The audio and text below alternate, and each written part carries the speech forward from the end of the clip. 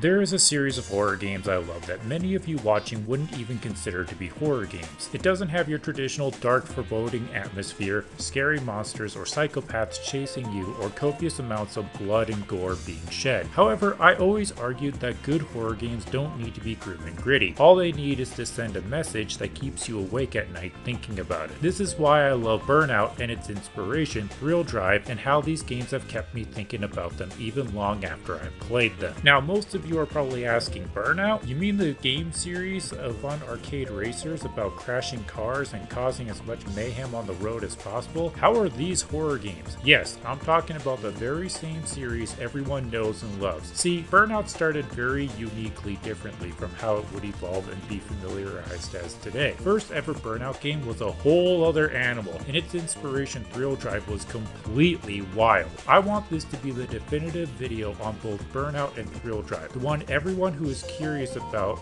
these games can go to get answers. My video won't contain absolutely everything Burnout and Thrill Drive has to offer, but this is to encourage those curious enough to try them out or watch a playthrough at least and see what they can find. However, I will do my best to cover as much as possible about Burnout and Thrill Drive that you can experience. Before we dive head on into talking about the games, I need to apologize in advance for not capturing my own footage of Thrill Drive. Emulation is extremely unstable, and some games are just nearly impossible to emulate even with today's hardware. Thrill Drive was never released publicly on home consoles, so the only way to play it yourself is to either own a still functioning arcade board or know how to emulate the ROM better than me. It's not impossible to emulate Thrill Drive. There are videos out there of people doing it successfully, but emulation is as much about luck as it is about skill. Sometimes all it boils down to is hoping the ROM you found works and getting lucky. The closest I got to Thrill Drive working on my own was seeing the arcade hardware test screen, getting hardware errors telling me to flip the reset switch, and not being able to move past the black screen once I figured that out. So yes, I had to get Thrill Drive footage from other sources. Rest assured, the footage of Burnout you see is me actually recording myself playing it. That was still a nightmare to get the PlayStation 2 emulator to work and play nice with OBS because once again, emulation is extremely unstable. I got it to work still, so I'll take any victory I can get. Burnout is as unique of an arcade racer as it is a horror game, despite pretty much being a one-to-one remake of Thrill Drive. When you first boot up the game, everything is so unassuming and it lulls you into a false sense of security that makes you think you're just playing yet another run-of-the-mill racer. However, your first hint that things might be a little off is in your selection of cars. This is the most interesting roster of vehicles I've ever seen in any racing game. You can choose from a hatchback, two different kinds of traditional sports cars, a sedan, and a pickup truck. This isn't even getting into the vehicles you can unlock, like a tow truck and a bus. Yes, a bus for racing. How any of these vehicles can compete on a level playing field is beyond me, but hey, I'm not complaining about the selections available. Once you get into the race proper, you'll notice that you're racing everyone on public roads full of civilian vehicles. Even when Burnout was released in 2001, this wasn't anything new for arcade racers. It's how the game handles those civilian vehicles and objects you can run into that makes Burnout stand out from the rest even to this day. When you crash into a vehicle or object, you get to see the soft body physics and beautifully detailed damage models for each car Criterion games made. Burnout doesn't shy away from how serious the crash is either, letting you find out it was in that moment you knew you messed up. Some of these crashes can be pretty devastating, making your car flip, whirl, and spin in the air like as if it was trying to win some gymnastics competition. This may seem like not such a big deal until you realize that the physics in this game don't make it easy for your car to fly through the air any other time. Burnout treats your car like it's glued to the road outside of accident. Even drifting is kind of hard to do, but once you crash hard enough, man, that car learns to fly. Now, getting into serious looking accidents would be enough for the player to take the race seriously and not try to run into anything. However, Burnout has a nasty surprise waiting for more reckless drivers who can't help but crash into everything multiple times.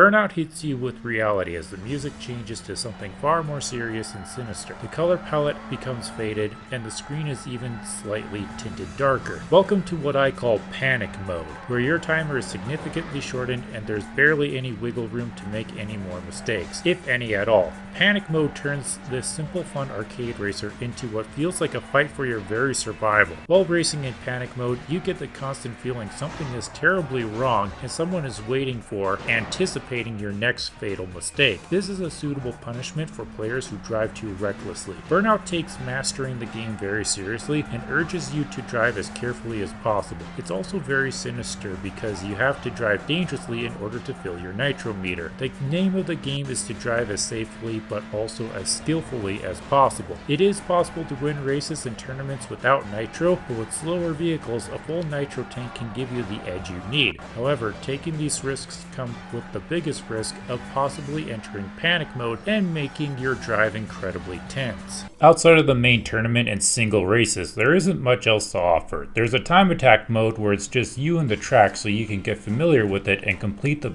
best possible time. Keep in mind this is an arcade game and that it doesn't need to offer a whole lot to keep you playing for hours. The unpredictability of the traffic and crashes alone will keep you invested in this game. You can also witness the crashes of your opponents ahead, which is a spectacle to watch and creates an obstacle to avoid. Faster and special cars can be unlocked by competing head-to-head events and meeting certain criteria. I certainly recommend this game to anyone who wants to experience extreme driving action with heavy consequences. Now let's talk about Burnout's inspiration from 1998. It was rumored that within the Criterion headquarters, most likely in the break room, there was an arcade cabinet for a game called Thrill Drive. This was a game that inspired the fine folks within the studio to make Burnout. Thrill Drive is surprisingly a lot darker and more horrifying than what it inspired. This game doesn't mess around when it comes to scaring you. Just like with Burnout, when you first boot up Thrill Drive, it appears unassuming and like you're in for a fun arcade traffic racer. You start by choosing from an interesting roster of vehicles, which should look familiar. Once done, you choose the location you want to race in, and it's at this point you might notice a female voice talking to you. This voice never goes away and narrates everything you do and should do. This is worse than modern GPS systems and might get annoying to some players. Anyways, once the race actually starts, music that sounds like it was composed by someone who never tried arranging musical instruments together before starts playing, and your thrilling drive begins. As the race continues, two things that weren't included in Burnout become apparent. Police will get involved and chase you, and there are pedestrians to look out for. Yes, actual pedestrians who will walk around and try to dive out of your vehicle's way if you speed too close by them. Just like in Burnout, traffic vehicles are here too, but Thrill Drive handles what happens if you crash into them very differently.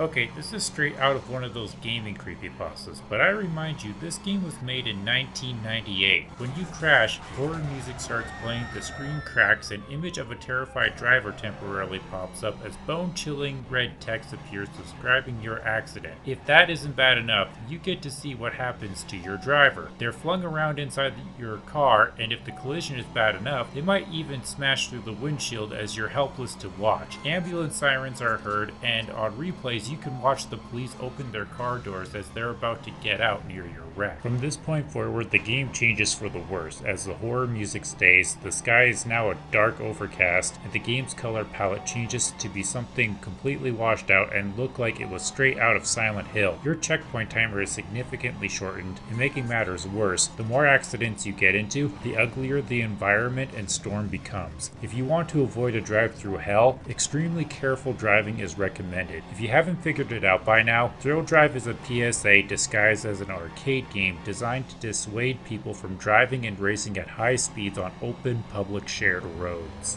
If you get into too many crashes and run out of time before finishing the race or successfully place, the game will rank you based on your driving. Now, since this is an arcade game designed to be played in public places, these rankings don't matter, and I don't think the game actually observes how you drive accurately. This game was made in 1998, and while there was some impressive technology invented back then, a game that rapidly pinpoints how well you drive was something I don't think was possible. What it all boils down to is if you didn't complete the race and got into too many crashes, you're a bad driver. If you complete the race in place, you're a thrilling driver. Woo! Everything else is just flashy dressing, and you don't have to worry about this game knowing exactly how you drive on real highways. Now let's compare Burnout to Thrill Drive and go through all the differences. I said before that Burnout is a one-to-one remake of Thrill Drive, and while I still think that's true, there are reasons why Burnout changed some things. The most obvious difference is the lack of police in Burnout from Thrill Drive. This was a good call because I don't think the police actually tried pulling you over in Thrill Drive. They were just driving obstacles you had to avoid that could nudge you into an accident. Players already deal with so much in Burnout with the traffic sometimes coming out of nowhere that police chases would have made races infuriating. Another obvious removal were pedestrians because Criterion wanted Burnout to be an all-ages friendly subtle horror game. The pedestrians were also pointless in Thrill Drive outside of adding realism.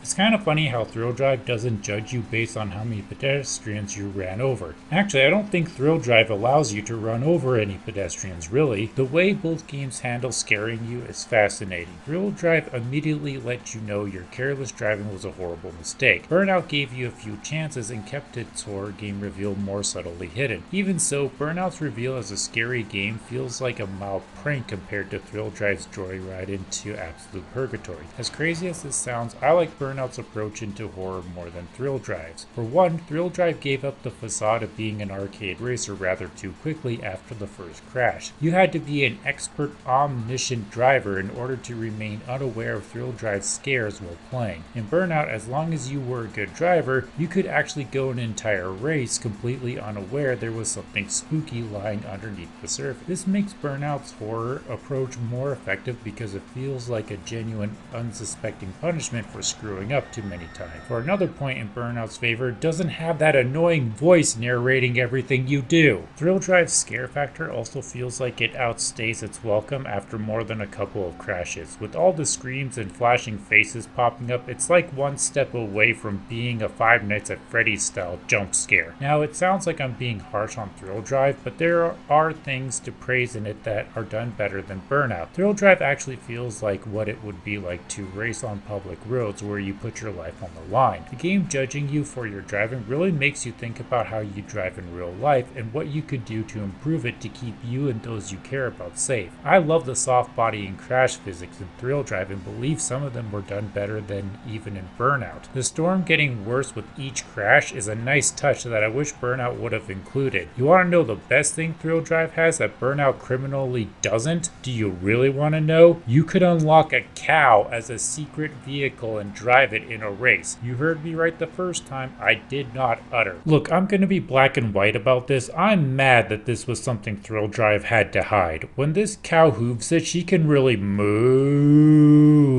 And it looks like so much goofy fun. There's no use crying over spilled milk when the cow crashes because she appears to be totally fine. I guess Bessie Hellcow has some serious beef with these cars if she wants to prove she's faster than all of them. This inclusion really makes me wonder how most people have never heard of a racing game that includes a secret drivable cow. Why would Konami put such a bovine game out to pasture and act like it bought the farm? You could say I'm acting spotty and chewing the cud on this, but I think it's absolute bull hunky that this heifer was left in the stable to become another barn find. That's just the calf of it, because none of the Thrill Drive games were milked further and never got any official console or PC releases. Man, I had a field day when I found out all the Thrill Drive games were stuck being arcade cabinets. It might be a little cheesy, but could we get a modern remastered collection of these fantastic titles on current consoles and PC? I don't know, maybe I'm messing with the bull and might get the horns asking for that.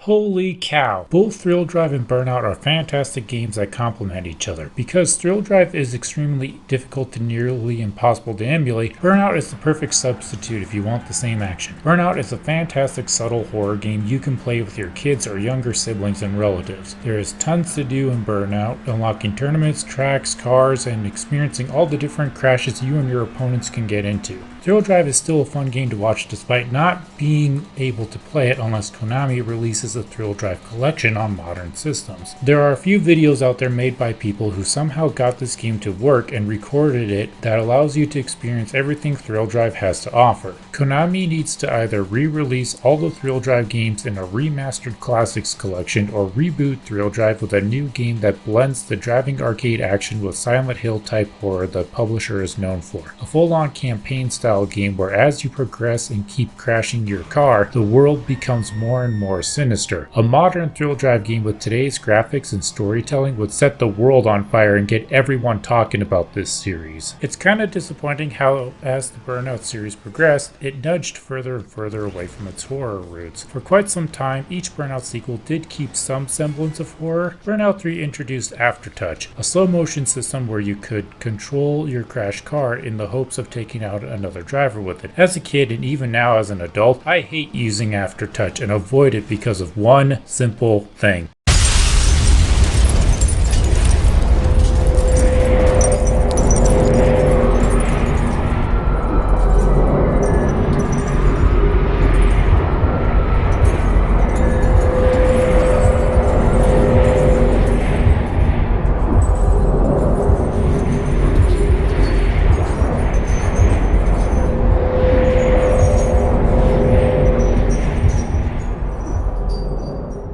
What you're listening to is the background ambience that plays while Aftertouch is in effect. Nearly every Burnout sequel that has Aftertouch, or Impact Time as it's sometimes called, has this playing in the background. I remember being a kid buying Burnout Legends for my PlayStation Portable on sale with my allowance and excitably sliding the UMD into the tray. I played the Burnout 3 Road Rage demo before on Xbox, but this was my first time ever owning a full Burnout game. I instantly went to the Road Rage mode with my headphones in my ears, and after selecting my first car, I prepared to have some arcade smashing fun. However, everything changed when I got into my first crash, activated Aftertouch, and heard what sounded like the orchestra of hell. I immediately exited out of the game, turned off my PSP, and threw it onto the bed next to me, just looking at it. I almost started crying, wondering what in the world I just witnessed. It took me a while to play Burnout Legends again, but when I did, I made damn sure not to activate Aftertouch whenever I got into a crash. That is something I still make sure of to this day, because you can all hear what's going on, right? It wasn't until Burnout Paradise that this franchise lost all aspects of its horror origins. Burnout Paradise removed the Aftertouch system, and while I'm glad it was gone, no horror elements made Paradise feel like a complete departure from the series. Every other game always retained some unsettling element that made you feel like something was off. Perhaps it's of no surprise that there weren't any other sequels made after Burnout Paradise. The team said in interviews that there was nowhere for Burnout to go after an open world game. Well, that and Criterion now makes Need for Speed and other titles for Electronic Arts. If Burnout were to return, it should be a sequel that fully embraces being a horror driving game and the darkest Burnout title yet. I mean, it should still be all ages friendly, but everything should be made to look and sound unsettling. Take the ambience from the Aftertouch and make background music for each track inspired by it. Have all the events take place at night and the world being raced in look like it's going through an economic collapse. When cars crash, have an ambulance siren and scream of terror sound off in the background. Bring back Aftertouch and have the background noise be even more terrifying than ever before. I could imagine a dark sequel to Burnout Paradise made called Burnout Midnight Hour that combines the horror arcade's roots with the open world gameplay. I hope that someday both Thrill Drive and Burnout come back. But if they don't, we always have their back catalog play. Every Burnout title is easily emulatable, and some can still be purchased. The Thrill Drive community is working to make unofficial ports of the game. I'm not just talking about PC ports, I mean ports to consoles that were around when these games first came out that you can play on the actual hardware. There's talks of a Dreamcast port of Thrill Drive being developed, and a PlayStation 2 port of Thrill Drive 3 has been made. I wouldn't recommend playing the PS2 port of Thrill Drive 3 because it's just playing the arcade version off the PlayStation 2, and there's a lot of hoops to jump through just to get it to work. Nevertheless, there is a dedicated community behind Thrill Drive who loves talking about these games and sharing them with others who might want to try them out. Both Thrill Drive and Burnout are excellent subtle horror games worth playing or watching that spawned amazing sequels. Thank you for watching this far because that makes you my shining star. Oh, and if you want the full Burnout horror experience in any Burnout game, try playing one of the games, Even Paradise, with the background music set to 0 and completely turned off. Trust me, it's chilling how much no music completely changes the atmosphere of these games.